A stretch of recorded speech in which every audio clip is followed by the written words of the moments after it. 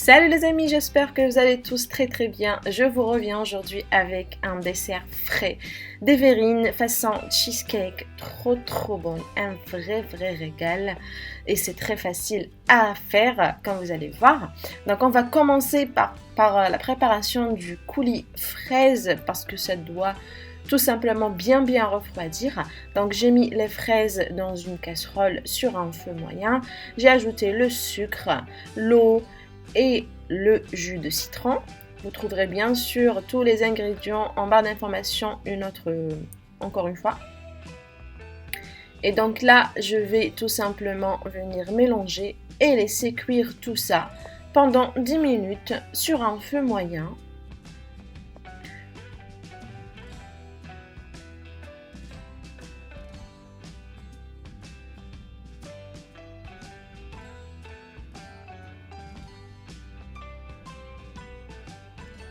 N'oubliez pas de mélanger de temps à autre. Ça peut prendre moins que 10 minutes.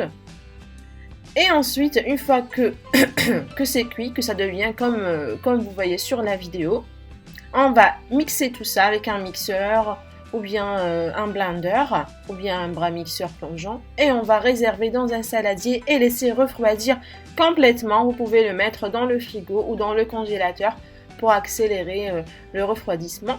Ensuite, j'ai pris mes biscuits spéculoos et j'ai ajouté le beurre fondu. Je vais bien mélanger. Vous pouvez bien évidemment utiliser un autre type de biscuits, des petits beurres, voilà, comme vous voulez, mais spéculoos, c'est vrai que c'est bon.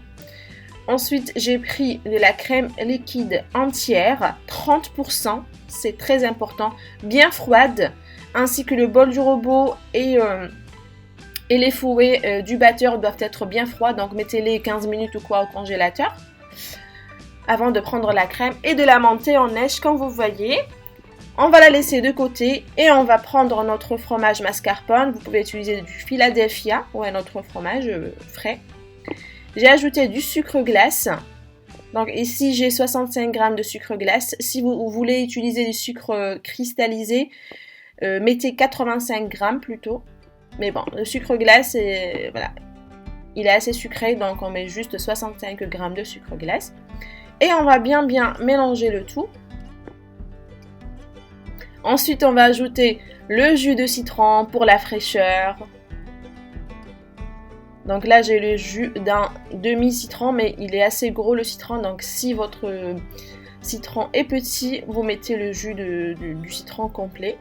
Je vais mélanger et je vais venir prendre ma crème que j'ai fait monter et je vais l'ajouter en 3 fois et je vais l'incorporer à mon mélange fromage, sucre et citron en mélangeant du bas vers le haut pour ne pas faire tomber la crème et pour avoir un mélange assez aéré, voilà, et frais.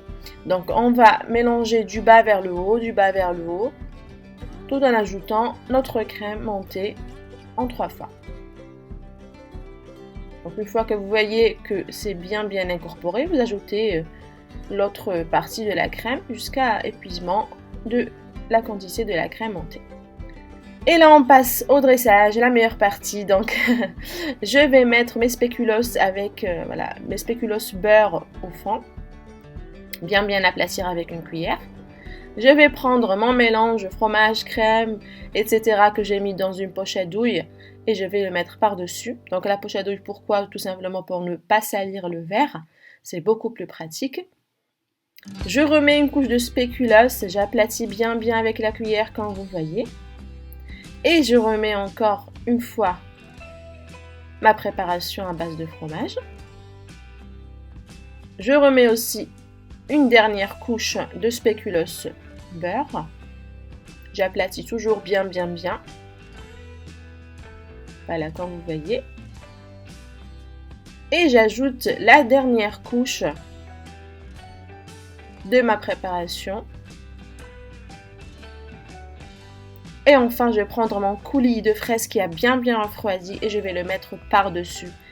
Les amis, j'espère vraiment que vous allez l'essayer, mais c'est un dessert à tomber. Dites-moi en commentaire si vous avez essayé cette recette, j'aime bien vous lire.